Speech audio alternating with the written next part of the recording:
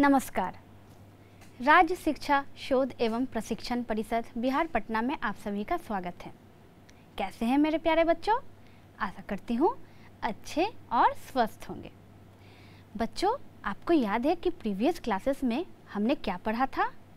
मैंने आपको अल्फ़ाबेट्स पढ़ाए थे, यानी लेटर ए से जेड तक। फिर हमने दो लेटर्स को पेयर करके कुछ वर्ड्स बनाए थे, याद है ना आपको? मैंने आपको सब नोट करवाया था और रिवीजन के लिए भी कहा था। तो बच्चों, जब हमने सारे अल्फ़ाबेट्स पढ़ लिए, पेयर करके लेटर्स को वर्ड बनाना भी सीख गए, तो क्यों ना आज हम कुछ ऐसा पढ़ें जो कि आपको पढ़ने में भी मज़ा आए और मुझे पढ़ाने में भी मज़ा आए। तो आज मैं क्या पढ़ाने वाली हूँ आपको पता है?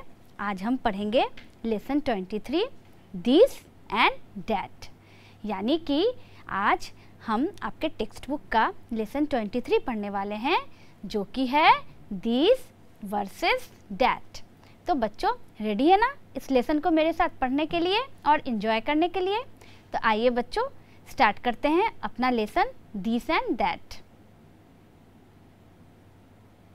This and that. यहाँ आपको दो सेब दिख रहे हैं। दोनों में क्या डिफरेंस है?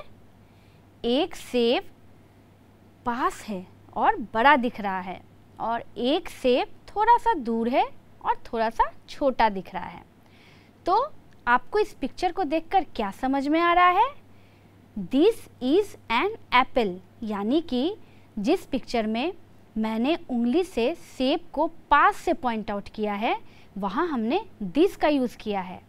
यानी कि दिस का यूज़ हम तब करते हैं जब कोई वस्तु या जब कोई चीज़ हमारे पास हो, हमारे क्लोज या हमारे नियर हो, उस समय हम दिस का यूज़ करते हैं। जैसे ये एप्पल हमारे बिल्कुल पास है, इसीलिए हमने यहाँ दिस इज़ एन एप्पल लिखा है। लेकिन दूसरे पिक्चर में एप्पल कहाँ चला गया? हमसे थोड़ा दूर चला गया, यानी फार चला गया। तो जब कोई वस्तु हमसे थोड़ी दूर पे रहती है, तो उसे दिखाने या बताने के लिए हम दैट का यूज़ करते हैं। जैसे देखिए, मैंने यहाँ सेब को दिखाने के लिए क्या यूज़ किया है? दैट इज़ एन एप्पल, है ना?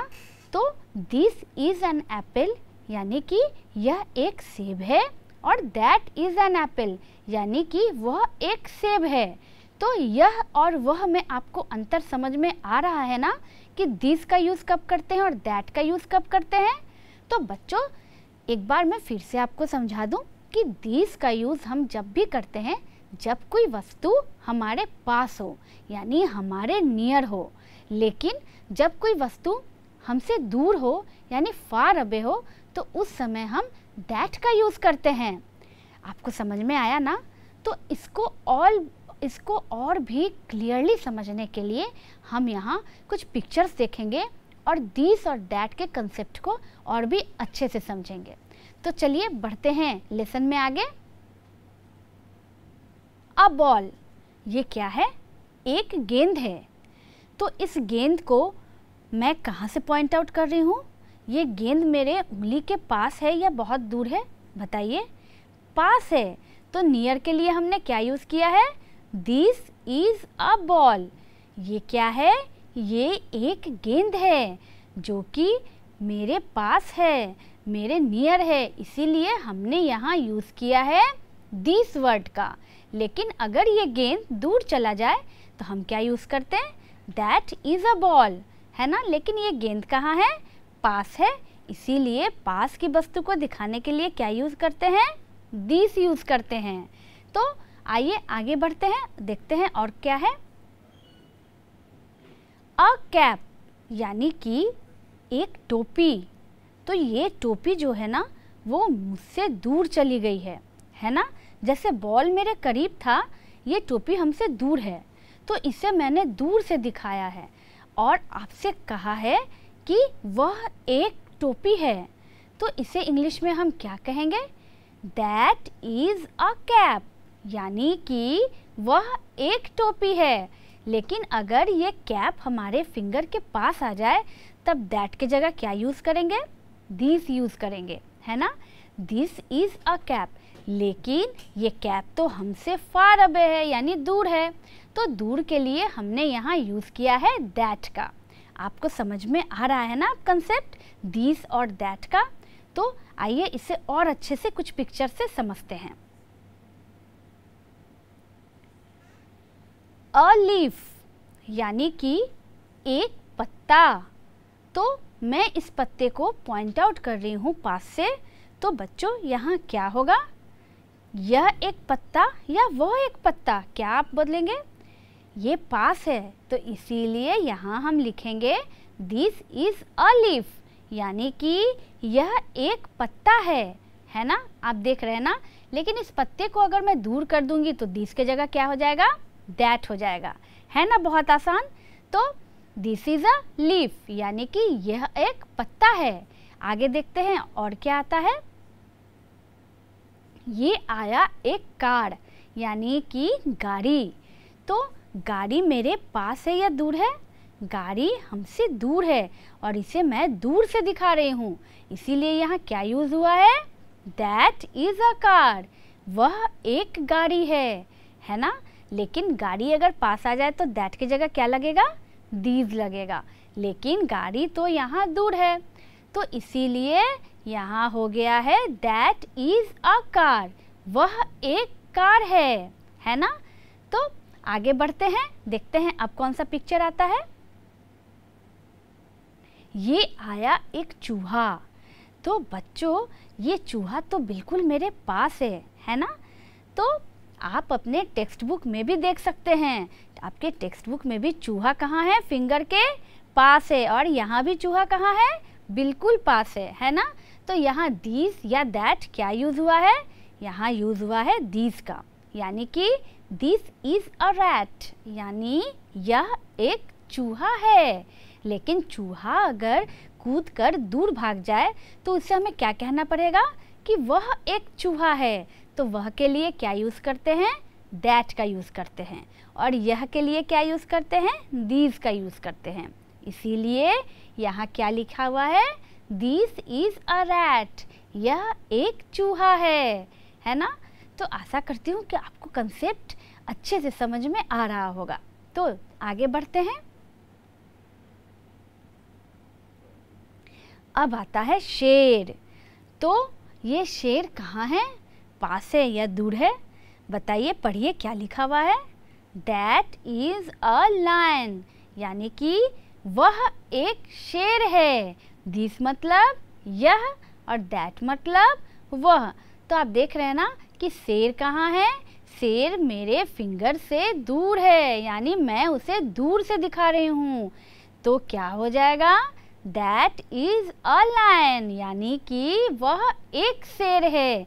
लेकिन शेर अगर कूद के पास आ जाए तो फिर हम क्या कहेंगे, दिस इज़ अ लायन, है ना। क्योंकि उस समय हम यह का यूज़ करेंगे, लेकिन अभी हम दूर है इसलिए वह का यूज़ कर रहे हैं। और वह को इंग्लिश में क्या लिखते हैं, दैट लिखते हैं। तो यहाँ क्या लिखा हुआ है, दैट इज़ अ लायन, यानी वह एक शेर है। तो प्यारे बच्चों, आशा करती हूँ कि आपको दीज और दैट अच्छे से समझ में आ गया होगा, है ना। तो अगर आपको दीज और दैट का डिफरेंस समझ में आ गया है तो अब मैं आपसे कुछ पिक्चर्स दिखाकर कुछ सवाल पूछूंगी। अब मैं देखती हूँ कि दीज और दैट आपको कितनी समझ में आई है। तो चलिए, रेडी है ना कुछ एक्सरसाइजेस के लिए? आइए कुछ पिक्चर्स देखते हैं और सवालों को हल करते हैं। डैश इज़ अ लीफ, यहाँ क्या है, एक लीफ है यानी पत्ता है, उसे मैं पास से दिखा रही हूँ। तो मुझे तो समझ में नहीं आ रहा है कि यहाँ दीज होगा या दैट होगा। जल्दी से मुझे आंसर बताइए कि यहाँ क्या होगा, दैट इज़ अ लीफ या दिस इज़ अ लीफ? बताइए, सोचिए, देखिए और बताइए। आइए देखते हैं इसके आंसर को। दिस इज़ अ लीफ, यानी कि यह एक पत्ता है। क्यों हमने यहाँ दिस का यूज़ क्यों किया बच्चों? हमने यहाँ दिस का यूज़ इसलिए किया क्योंकि ये पत्ता हमारे पास है, इसे हम पास से दिखा रहे हैं, है ना।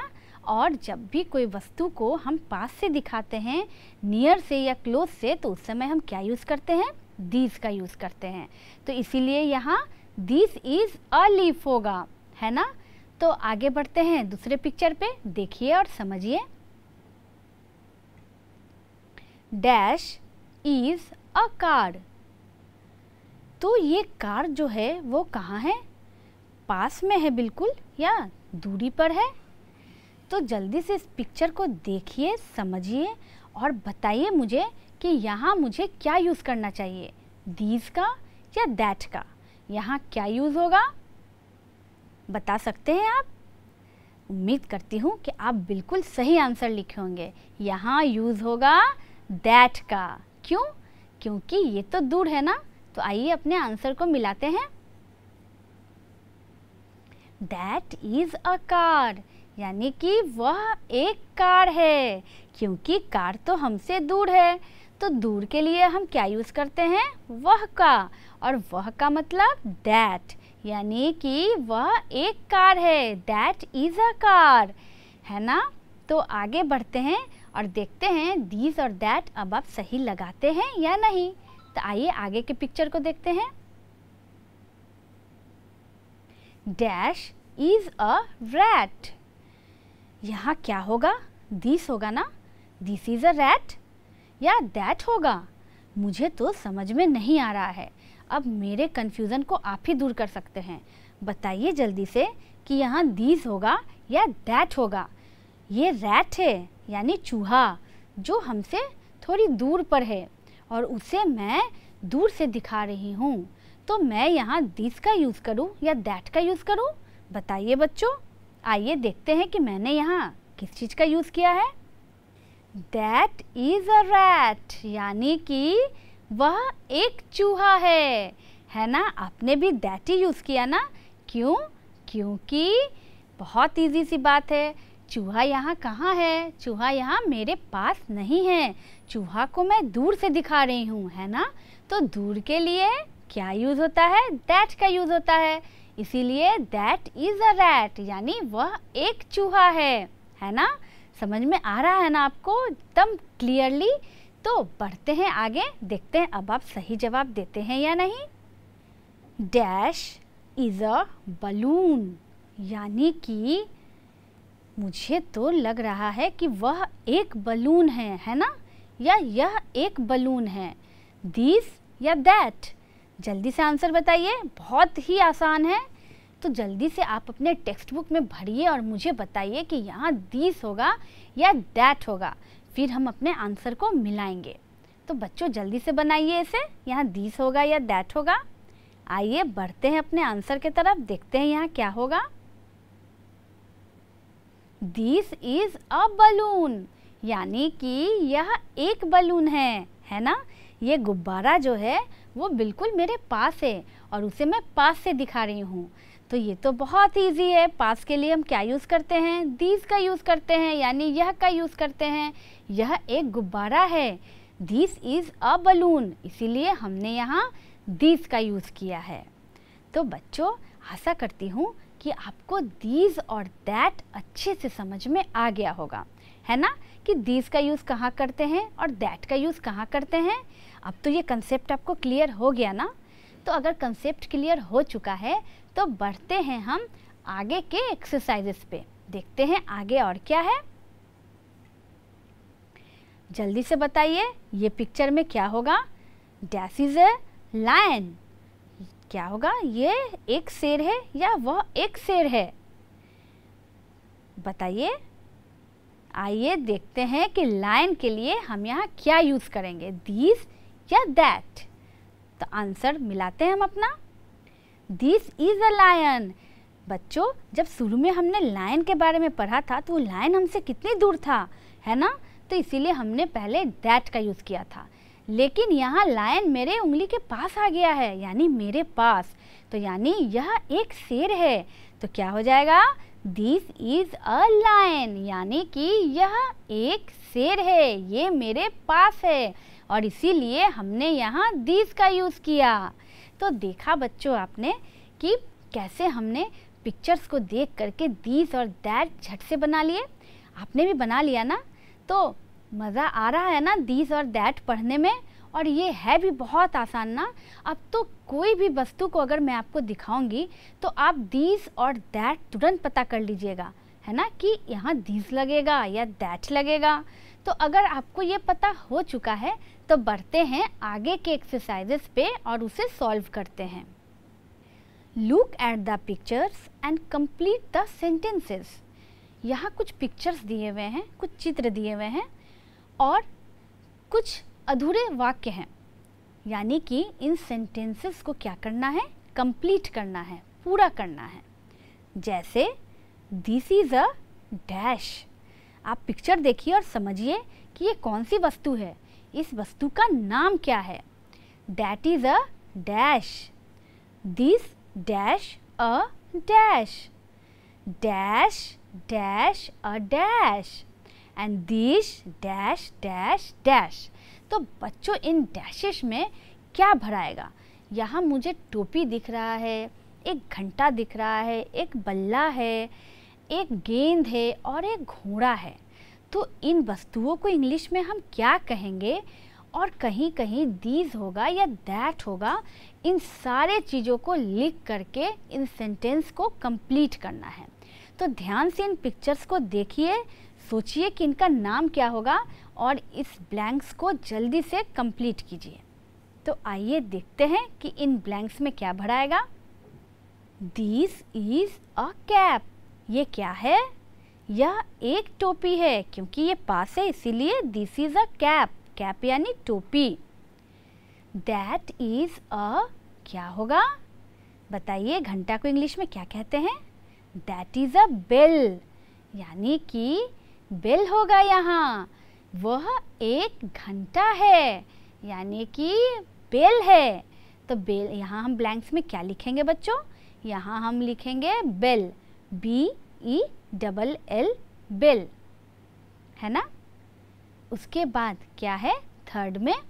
दिस डैश अ डैश, यानी कि थर्ड पिक्चर को ध्यान से देखिए और बताइए कि ये क्या है। ये बल्ला है और बल्ला को इंग्लिश में क्या कहते हैं? बैट कहते हैं। क्योंकि ये बैट हमारे पास है इसीलिए यहाँ सेंटेंस में दीज का यूज़ हुआ है। तो है को इंग्लिश में क्या कहते हैं? इज़ कहते हैं। तो यहाँ क्या हो जाएगा? दिस इज़ अ बैट, यानी कि BAT, बैट यानी बल्ला, है ना। अब देखिए फोर्थ पिक्चर को। ये घोड़ा हमसे पास है या दूर है? दूर है ना। तो बच्चों यहाँ ब्लैंक्स में क्या क्या भराएगा? जल्दी से बताइए। बहुत अच्छा, यहाँ भराएगा दिस इज़ अ हॉर्स, यही ना? नहीं, दूर है तो क्या भरेंगे? That is a horse. Very good.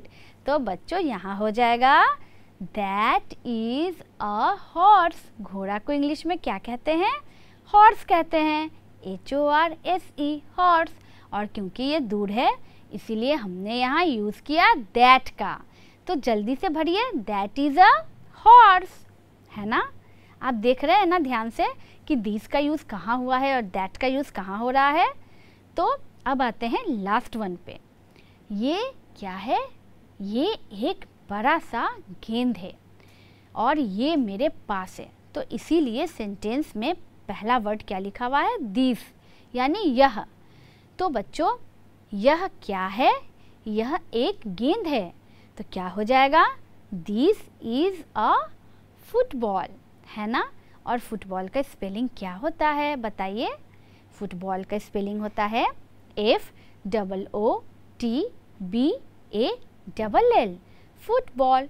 तो यहाँ हम क्या लिखेंगे? दिस इज़ अ फुटबॉल, है ना, यानी कि यह एक फुटबॉल है।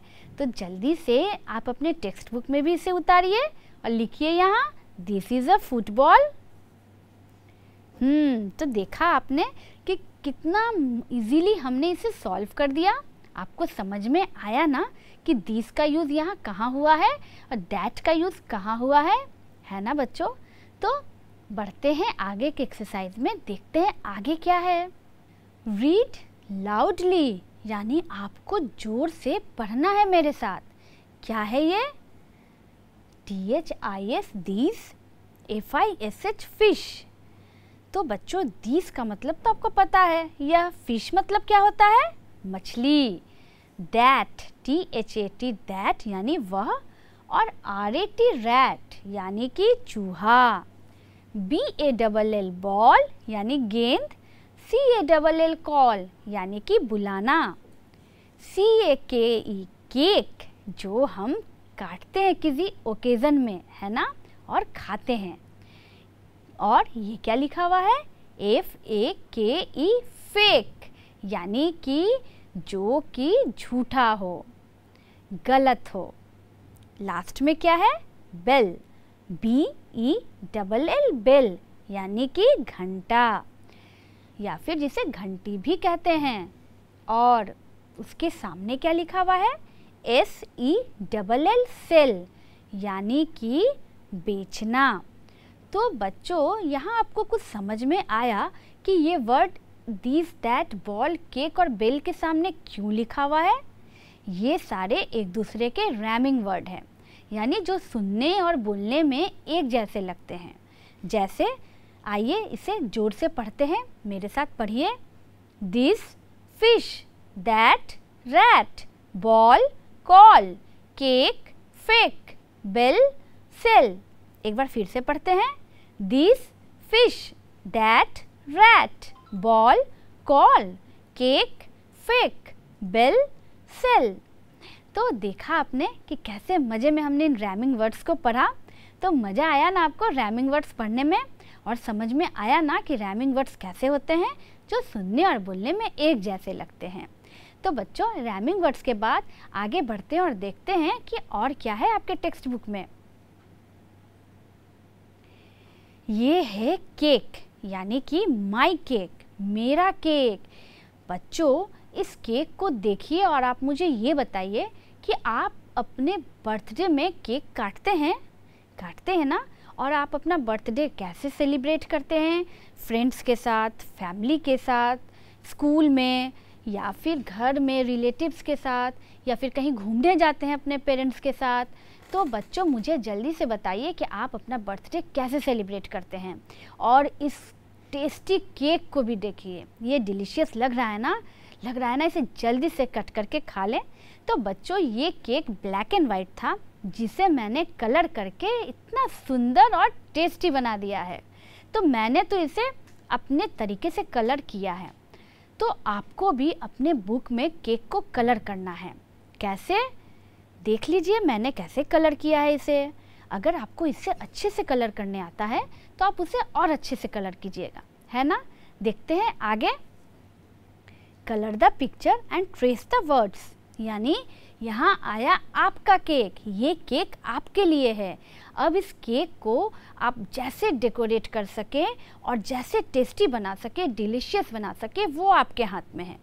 मैंने अपना केक आपको दिखाया ना, तो अब आपकी बारी है अपने केक को डेकोरेट करने की। तो बच्चों क्या करना है, यहाँ इस केक को डेकोरेट करना है, कलरफुल करना है, सुंदर से कलर करना है और ट्रेस करना है उसके बगल में लिखे हुए वर्ड्स को। तो ये वर्ड्स डॉट डॉट में क्या लिखे हुए हैं? ये लिखा हुआ है हैप्पी बर्थडे, यानी कि इसके ऊपर आपको पेंसिल चला करके इसको हाईलाइटेड करना है ना? और नीचे राइट योर नेम। अब जब केक आपका है, आपका बर्थडे है, तो फिर अपना नाम तो लिखना बनता है ना? तो इसीलिए नीचे लिखेंगे आप अपना नाम।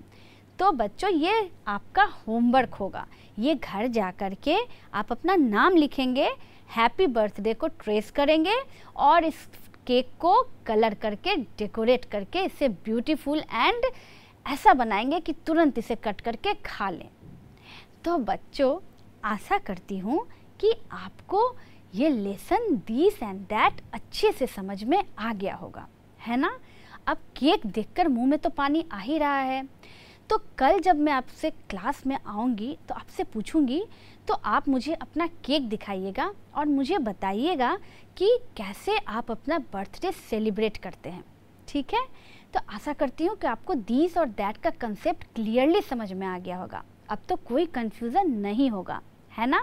तो मैं यहाँ आपको किसी से मिलाती हूँ, ठीक है। अब देखिए कौन आया है, ये है मेरे पास एक गर्ल, ठीक है बच्चों। ये क्या है, ये गर्ल है ना। तो अब आप मुझे ये बताएंगे कि ये गर्ल जो है बच्चों, ये दीस होगा इसमें या दैट होगा। मैं एक सेंटेंस बोलूँगी और उसे आप कंप्लीट करके जोर से बताइएगा कि इसमें दीस यूज़ करेंगे कि दैट यूज़ करेंगे, ठीक है।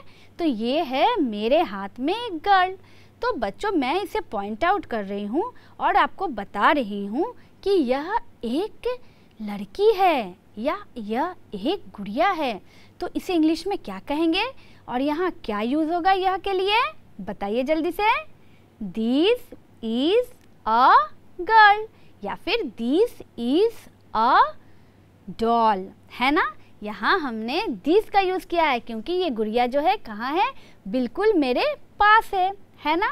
तो अब ये गर्ल गई अपने घर और आया मेरे पास कौन, एक बॉय आया, है ना।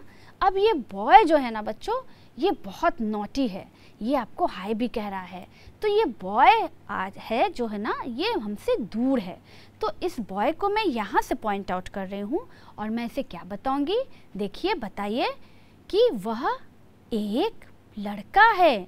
तो इसे इंग्लिश में कैसे कहेंगे बच्चों, क्या यूज़ करेंगे, दीज या that. That is a boy, क्योंकि ये बॉय जो है ये कहाँ है, फार अवे है, ये मेरे पास नहीं है, ये दूर है। इसीलिए हमने बॉय के लिए क्या यूज़ किया, दैट का यूज़ किया, है ना। तब इस बॉय को अब भी बाय बोलिए, ये भी गया अपने घर। तो मज़ा आया ना दिस एंड दैट पढ़ने में। तो बच्चों आशा करती हूँ अब आपको कोई कन्फ्यूज़न नहीं होगा। तो नेक्स्ट क्लास में एक नए लेसन के साथ फिर मैं आपके सामने होंगी। तब तक जो भी मैंने पढ़ाया उसे आप अपने टेक्स्ट बुक में रिवाइज भी करते रहिए और मज़े से पढ़ाई करते रहिए और खेलते रहिए। मैं आपसे फिर अगले क्लास में मिलूँगी। तब तक बच्चों take care and goodbye. Thank you.